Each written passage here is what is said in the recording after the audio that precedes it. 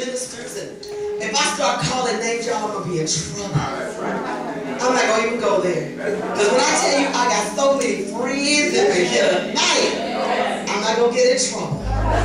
Oh, but I feel something in the atmosphere. Oh, I feel something in the atmosphere. Open your Bibles to 1 Peter 2. My God, my God. My. God bless the musicians on tonight. God bless Pastor. Set the atmosphere, and Sister came behind and added more to it. Yes. Thank you tonight. Thank you. Thank you. Oh. Glory. 1 Peter chapter 2. And if you would stand to your feet as we read the word of the Lord. And let me just for time's sake begin reading at verse 9.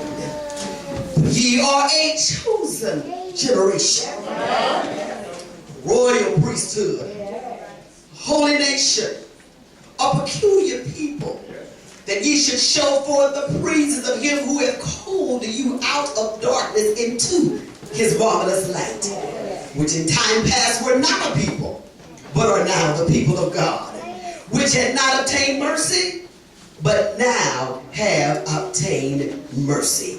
And the word of the Lord is blessed. You may be seated in his presence. Look at somebody and ask them, do you know? Do you know who you are? Who you are? All right, all right. Do you know? Do you know who you are? Who you are?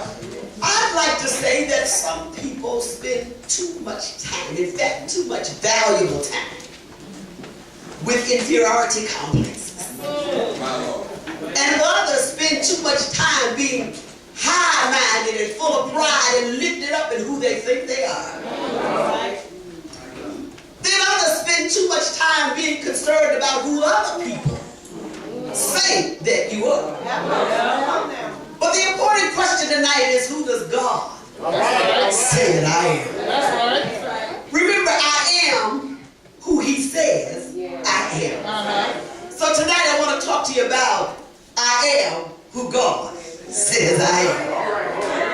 I am who God says I am. I am convinced that 90% of the people that sit in church don't know who they are. And the reason why I know they don't know who they are is because we have a lot of conflicts. Because people don't know who they are. If you know who you are, and you're the usher, why are you trying to run the choir?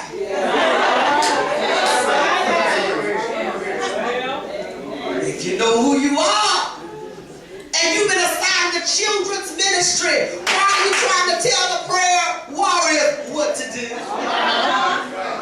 You got to know who you are, because you got to be worthy enough to abide in the calling, the vocation wherewith you have been called. And the problem is we don't know who we are, so we all over the place causing confusion. I am who God says I am. Too many men pleasers. We want folk to love us, and we want folk to call our name. I don't care anymore. I'm not arrogant, but I just don't care anymore. Been there, done that, been delivered, I ain't going back. I want to please God. And I can't worry, because I'm never going to please everybody. When I please this side, then this side going to be unhappy. When I please this side, that side going to be unhappy. So I learned just to please God. And I found out in my pleasing God, the real saints are okay. Woo! I've been fearfully and wonderfully made by him. He's the great designer. All right. He's infallible, and he never makes a mistake. Thank God we don't all look alike. I know you don't do that in this part of God's vineyard, the Midwest, but you go some places and they want everybody to look a certain way on the outside. We spend so much time trying to cultivate the look of the saints on the outside, and too little time being concerned about the ugly, nasty, ugly black heart on the inside.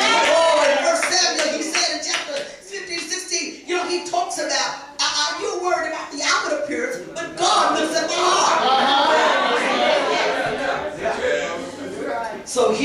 from 1 Peter, the Apostle Peter, who is the author here, was only an elder. This is what blesses me. Peter was a gangbanger. Peter was a man of violence. Y'all remember, he cut off the man's ear. And if it hadn't been for Jesus, he'd been in jail. But Jesus put the man's ear back on and there was no evidence. Peter was the only one that said, yeah, I love you, Lord, I love you. He said, no, you're going to deny me. Oh, I never deny you, never deny you. Before that rooster began to crow 3 times, you won't do it. No, I won't. The woman looked at him and said, I know you know the man. I don't know the man. Start cursing and carrying on. They said, I don't care. You can't even say the words right. There's something about you. You know when saints try to go to the nightclub, they say, what you doing up in here? You don't belong in here. Saints go to the casino. I know y'all gonna go, we got a lot of that down south. But saints go to the casino looking for a blessing. Folk go, what you doing in here? You don't belong here. The lady said, no, your speech is still betraying you. That's right. That's right. Peter was still the one that after the day of Pentecost, he brought his first sermon. And over 3,000 souls were saved that day. Oh, that same Peter was the one who folk just walked by his shadow and were healed, delivered, and set free by his shadow. Woo! Folk don't think you praying for them till you lay your hands and you go into cardiac arrest trying to get a prayer through. But they just walk and with his shadow. That same Peter, we don't have any proof that he ever visited Rome. Neither did he ever write from Rome. He wasn't a resident bishop, but God used him. Oh, Peter tries to exhort the believers here in this book that we got to stand true in all kinds of suffering and to set forth the grace of God. Sometimes it's only in suffering when you see who you really are. Times are good, you don't really know who you are. It's easy to come to church when everything's going well. We can't sit you down. You want to sing your song, you want to shout. But the minute trouble comes, you're at home. But when Pastor called to check on you, well, I'm going through. I keep telling folks, when you're going through, the thing you need to do is come to church. See, what the devil does is he isolates you at home. He isolates you from the saints. Because if you can just get in the house, somebody's going to encourage you. Some song is going to encourage you. Some prayer is going to lift you up. And the word will deliver you. Somebody shout glory. You don't know who you are. You will live your life comparing yourself to others. Can't nobody beat me being me. That's it. That's it. I get so tired of seeing clones. I was sitting in a service and I was looking at the person ministering. I said, she look like somebody else I know. I say that to myself. Somebody said beside me, you know, I was like, why don't we just be who we are? God is a God of variety and diversity. He doesn't want all of us to look alike. He doesn't want all of us to sing alike. He doesn't want all of us to minister alike. What you have to offer is going to bless somebody. So if you don't be you, we won't have you. So you do you, I do me, and we get along. Oh, my. All right. You will not survive suffering without real assurance of who you really are.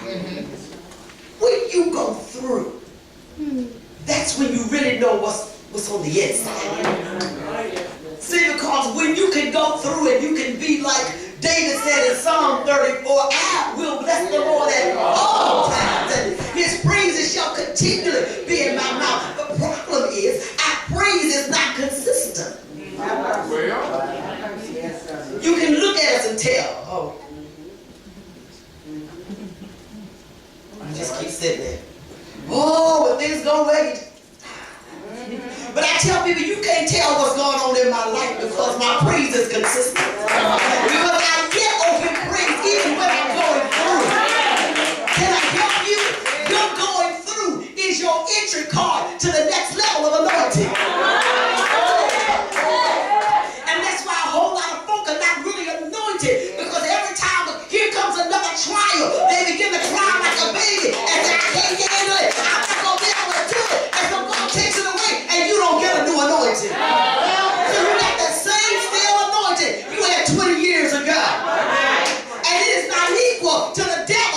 2011.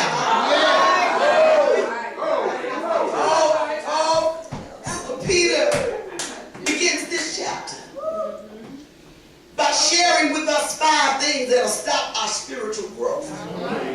Because we got a lot of saints who are spiritual midgets. They're not growing because they're involved in some things that's stunning their growth. Malice, all guile, hypocrisies, and envies, and all evil speaking. That's the book. And it's right. We overflesh nothing. And the flesh is not supposed to have control over our lives. If we live in the flesh, we're going to sin. And we're going to die. We're going to die spiritually. And a lot of times we die naturally. But if we put to death the practices of the flesh, by the Spirit, we can live a life eternally, and we can live an abundant life here on earth. That's why folk don't understand why we look so good, because we don't stay up all night in the clubs. It's somebody, you can stay up all night at church, you can go out after church, get up and go to work, but God preserves the saints. You meet your classmates and they be like, "Woo, girl, what you doing?" Because they look so old.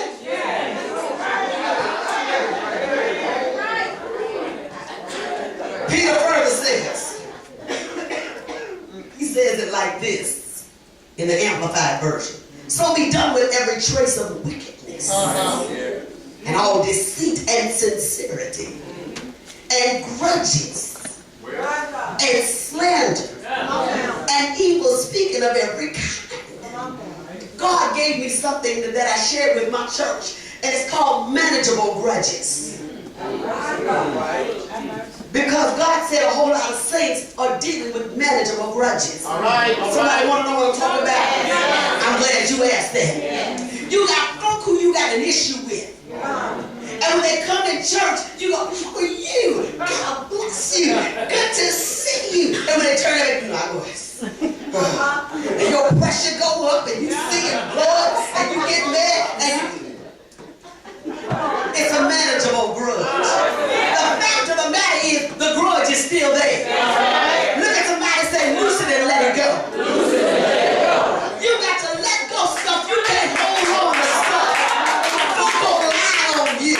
Folk are gonna misuse you. They're gonna abuse you. They're gonna make up stuff on you. But you got to let it go.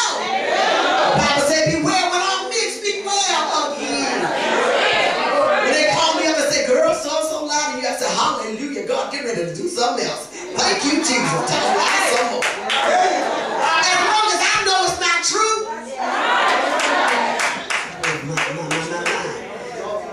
Romans 8:13 says, "If you live after the flesh, you shall die. But if you through the Spirit do mortify the deeds of the body, you shall live." Some people have defense mechanisms because they don't like who they are. That's right. It's rough in here tonight. I'm going somewhere. You just walk with me. You got some folk who are ugly, nasty dispositions. Good morning. How are you? I'm fine. Because they don't like themselves. And when people don't love themselves, they don't know how to love anybody else. So no matter how good you are to them, it doesn't matter how much money you give